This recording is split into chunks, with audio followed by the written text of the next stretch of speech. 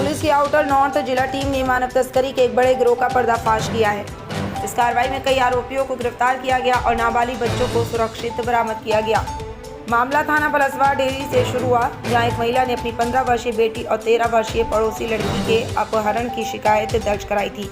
शुरुआती जांच के बाद केस को एंटी ह्यूमन ट्रैफिकिंग यूनिट को सौंपा गया। तकनीकी निगरानी के दौरान पता चला कि दोनों लड़कियां श्रीनगर जम्मू कश्मीर में हैं। पुलिस टीम में तत्परता दिखाते हुए 15 जून 2025 को दोनों को सकुशल बरामद कर दिल्ली लाया। पीड़िताओं के बयान में खुलासा हुआ कि उन्हें पुरानी दिल्ली रेलवे स्टेशन से बहला फुसला कर ले जाया गया और श्रीनगर में घरेलू कामकाज में जबरन लगाया गया। जांच को आगे बढ़ाते हुए 14 अगस्त को पुलिस ने दिल्ली के पहलाज विहार से 2 आरोपियों सलीम उर रहमान उर्फ वसीम और सुराज को गिरफ्तार किया गया। पूछताछ में सलीम ने स्वीकार किया कि वह श्रीनगर में BA man power private limited नामक एजेंसी चलाता है और पिछले 2 सालों में लगभग 500 लोगों की तस्करी कर चुका है।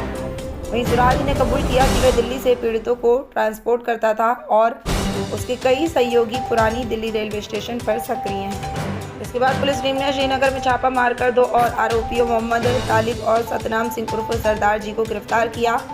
मौके से एक और नाबालिग को भी बचाया गया। चौंकाने वाली बात यह रही कि आरोपी तालिब के पास से यूपी पुलिस का फर्जी सब इंस्पेक्टर पहचान पत्र बरामद हुआ, जिसका इस्तेमाल वह जांच से बचने के लिए करता था।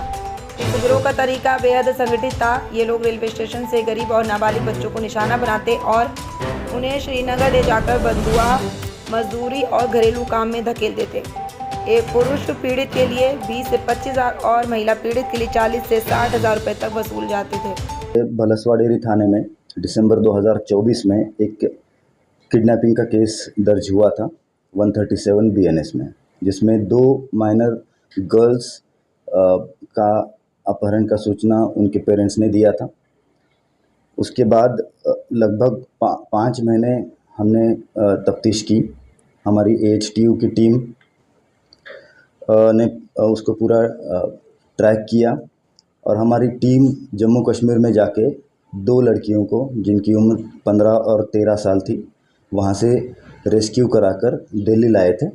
और जब हमने इनको CWC के सामने पेश किया, तब जो उनके स्टेटमेंट आए उससे ये पता चला कि उनको नई दिल्ली रेलवे स्टेशन से फोर्सफुली ले जाके वहाँ श्रीनगर में घरेलू कामों पर लगाया गया था और उनको किसी तरह की पेमेंट भी नहीं की गई थी।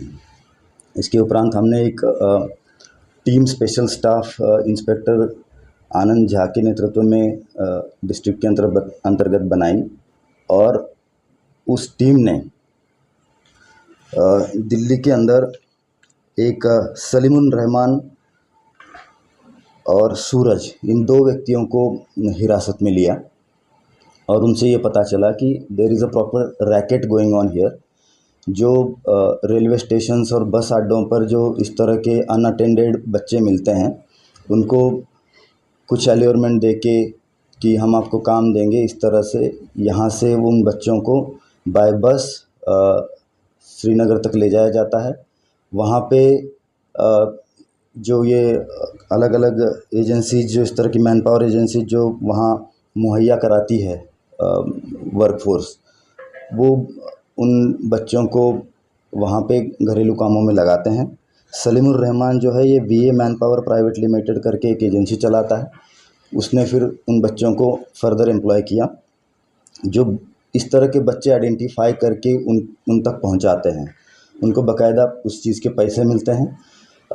अगर लड़का है तो उसको 20,000, अगर कोई लड़की वो इस तरह से आइडेंटिफाई करके उन तक पहुंचाते हैं तो उसको 45,000 रुपीज़ वो देते हैं। 20 लोगों की टीम जम्मू कश्मीर में गई, श्रीनगर में, और लगभग 5 दिन उन्होंने वहाँ पे जो इस तरह से एम्प्लॉयड लोग हैं उनके बयान लिए। तो उसमें से हमें एक और बच्चा मिला जो गाज़ियाबाद से मिसिंग था, जिसकी उम्र 16 साल थी। उसको भी हमने वहाँ से रेस्क्यू किया और वहाँ पे जो इस तरह के इस रैकेट का जो पार्ट थे, वैसे मोहम्मद तालिब करके एक व्यक्ति मिला, जिसके पास यूपी पुलिस का सब इंस्पेक्टर का ID कार्ड था, जो ये ट्रांसपोर्टेशन के वक्त यूज़ करता था इम्पर्सोनेट करके। और एक सतनाम सिंह नाम का व्यक्ति मिला, वो भी यहाँ दिल्ली से ट्रांसपोर्ट करने में मदद करता था। तो हम इन 4 लोगों को हमने अरेस्ट किया हुआ है। एक 137 के बाद हमने इसमें 143 सबसेक्शन 5, 146 एंड 204 BNS भी ऐड की है और इन तमाम चारों एक्यूज़ को हमने जुडिशल कस्टडी में भेज दिया है। सर जो बच्चों को इन लोगों ने ऐसे कश्मीर भेजा है, कुछ फिगर निकल कर सामने आया, कब से कर रहे थे लोग ऐसा?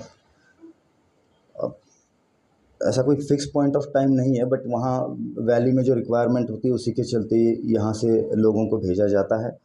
और हमने पर्टिकुलरली जिस VA man power private limited का पूरा तफ्तीश किया, वहाँ पे जैसे कि हमने ये 2 बच्चियाँ रिकवर की थी और एक बच्चा हमें वहाँ पे मिला। सर ये ट्रैफिकिंग क्या सिर्फ हाउस होल्ड हेल्प के लिए था या किसी और चीज़ों में भी ये बच्चों को ऐसे ट्रैफिक कर रहे थे? जो CWC के सामने जो स्टेटमेंट हुआ है उसमें और किसी प्रकार का एलिगेशन नहीं आया है। घरेलू कामों में इनको एम्प्लॉय किया जाता था, बट इनको उसके पैसे भी नहीं दिए गए हैं। सर बताया जा रहा था कि एक पता लगा था जिस दौरान बलसवा डेयरी थाना पुलिस ने जो 2 बच्चे लाए थे, कुछ धर्म परिवर्तन का भी मामला सामने आया था। ऐसी कोई शिकायत ना बच्चियों ने की है, ना हमारे समक्ष ऐसी कोई शिकायत अभी मिली है। ठीक है सर।